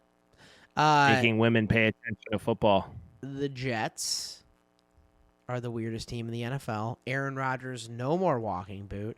Aaron Rodgers posting about progress. Aaron Rodgers may be coming back by week 17. I mean, by then the season's fucking over. What do you? I know, but Jets can make the playoffs. Come on. The New England Patriots, and I said this too. I was like, the Patriots aren't going to be the last place team in the division. And all right, yawn it out, Michael. Yawn it out, Michael. That's a yawn. That's a yawn take right there. Cuz. Bullshit. It is. How are you gonna say that? All right, what are we doing if the Jets make the playoffs? I don't know. We have to think about that. I'm not saying that the Jets are going to make the playoffs, but you're so confident they're not going to. They're 3-3. They're 3-3. Have a bet? I'm not taking the Jets go to the playoffs bet. But I'm saying if you really don't Why think would that you bring it up? And you'd be like, oh, let's because have a bet. they can. Because they can. And they're in a situation right now where they're 3-3. Zach Wilson's playing to his ability, and their defense is a Super Bowl caliber defense. Bruh. They're 3-3 in a pretty good division. The Dolphins are 5-1, and the Bills are 4-2. And wild card is a thing. Yeah, the wild card is a thing, but I mean the Bengals are 3-3. The Browns are 3-2. The Steelers are 3-2. Yeah, I mean, come on. Right. So you're saying they're equal to every other possible wild card team in the league. Yeah, but then points get in, and the Raiders suck ass. The Chiefs are going to win that division. The Broncos suck ass. The entire AFC South sucks ass. Like, there's a chance that they can make it in there. Hey, and there's also a chance that Caleb Williams decides to forego staying at USC and gets drafted by the Chicago Bears. All right. Overall pick. I'm just saying. That's all I got. I feel like a blind squirrel finds a nut. They found a nut. The Eagles made a lot of terrible decisions late in that game. And it caught up with them. And the Jets have a very good defense. Yeah. There you have it. That's it. All right. Couple more, and then we're going to do our picks and get out of here. To your point, the only way I could see it ever happening is simply due to the fact that the Jets do own the tiebreaker over the Bills. So you're saying there's a chance. You're saying now if A-Rod does come back by week 15 or 14, maybe. Hey, man. It's not impossible. I would like to see it happen. I think that would be fun. I would think it would be good for the content. All right, 2 more games. Giants at Bills. Really slow rip. I think the Bills should have won by more. I think the Giants are absolutely horseshit. And Daniel Jones was on the sideline saying, I think that Tyrod Taylor is better than I am. That's really what I took away from it. No, it's his face. He was just like, oh, Tyrod Taylor's playing better than I do usually, and this is an issue. It looked like that. Danny Dimes should be arrested for fucking robbery of the New York Giants organization. How he got for paid getting the way that contract? Insane. Clue. No one knows why. I have no idea. Yeah. Dumbest decision Dayball's ever met. May get him fired. No. And if he is, bring him to the Bears. All right. Cowboys at Chargers. Oh, you got to rip this one. This is exactly the game I expected. Yeah, I mean, Herbert, considering he doesn't have maybe his top weapon in this entire offense, he's such a talent. I mean, he's so impressive with his talent on the field. He's just a freak athlete. Dak he's just not that good. Hey, congratulations to Dak Prescott on not throwing an interception. Hey, first time all season. Wow. And, look at him go. We'll say this, their defense that Cowboy defense is legit. It was good. They're really good. It's just, is it consistent? Is the offense ever going to end up waking up and being good? I don't know. The whole thing is kind of just like, they're 4-2, but they're kind of a fraudulent 4-2. I think they're probably like top 10 in the NFC, maybe top like 7. But besides that, I don't see them going anywhere. It's just, this is what I expect from the Cowboys almost year in, year out. And every Cowboys fan on the internet's like, see, we told you. Yeah. We're not. It's like, dude. Really? They're Yankees fans. They're Lakers fans. They're Cowboys fans. Those 3 franchises. This coat on. Yeah. They're USC close fans. second. A close second is a Cubs fan, you fuck. Yeah, I'm with you. I agree. Okay. I agree. USC fans, we're not saying we're going to a title. You're right. Yeah. I haven't crowned them. You want to crown their asses, then go ahead and crown them. I won't crown them. But it is okay. There's more football next week, and we're going to get to it. And we'll see how it all ends up panning out. But, Mike, we went tied this week. We are currently 4 away from each other. And this kind of feels like an anything can happen week. I don't know if either of us are going to be able to get a 4-point swing, but this is your time to start moving in my direction and away from yours. What I do, kid. What I do.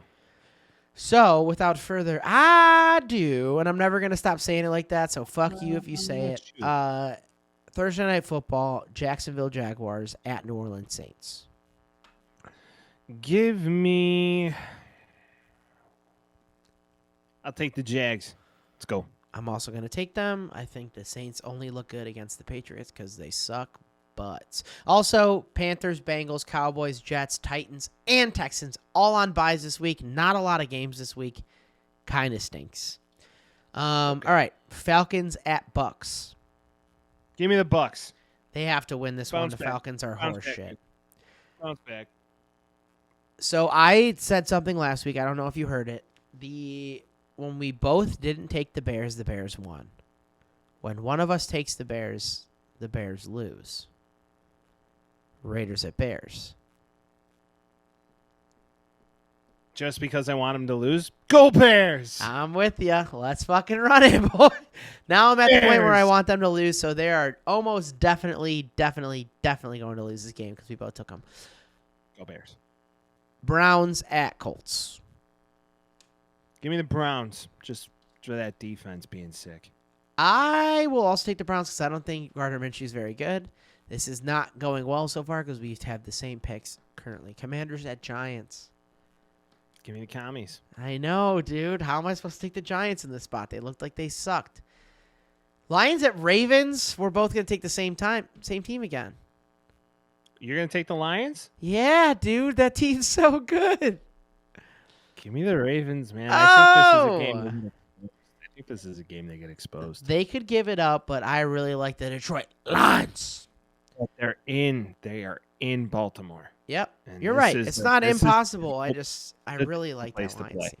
I really like that place to play. Continue. Buffalo Bills at New England Patriots. Bills. Yeah, because the Patriots are the worst team in the league. Okay. Cool. Very neat. Cardinals at Seahawks. Oh, Hawks fly at this one, baby. Go yeah, Hawks. Josh Dobbs. It seems like it's not working out for you the way that you want it to. So, Seahawks for me as well. Steelers at Rams. This one's a toss-up. This one is a toss-up.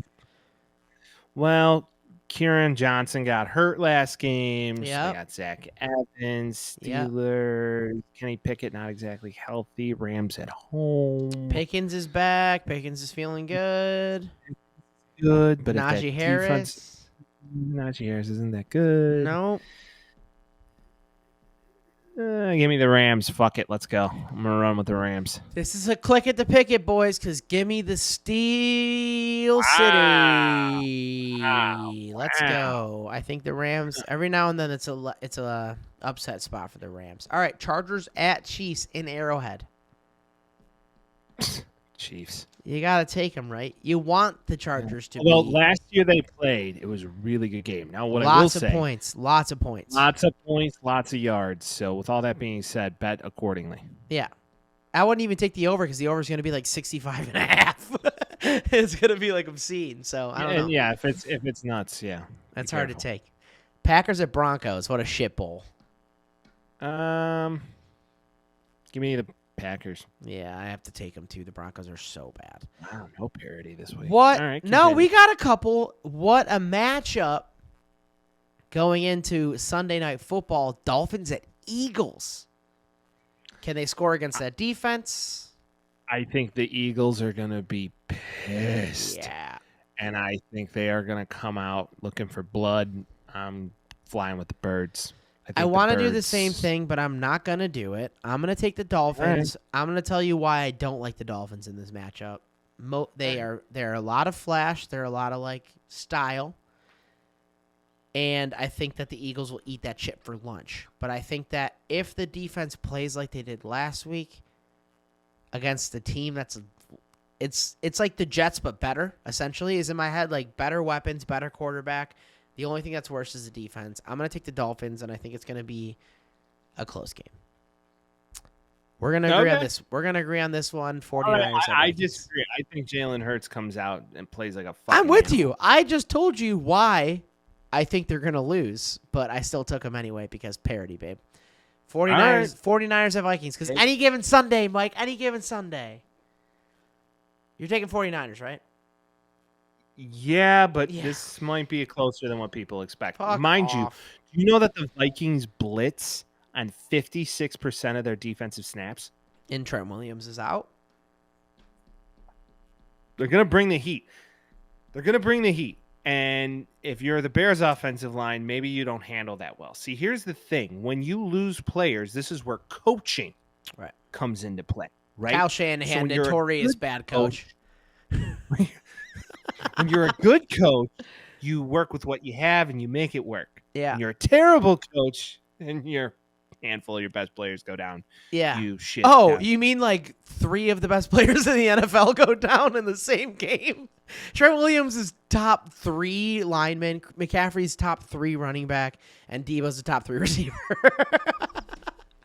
Literally, if you drafted in fantasy like the entire the entire 49ers, entire Miami Dolphins offense, you'd be in first place. You'd win everything. There's no doubt. Yeah.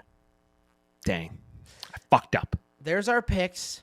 They're in. There they are. We'll see how it goes next week. Let's see if you can either tighten the margin or I can open this shit up. We'll see what ends up happening, but that's the NFL, people.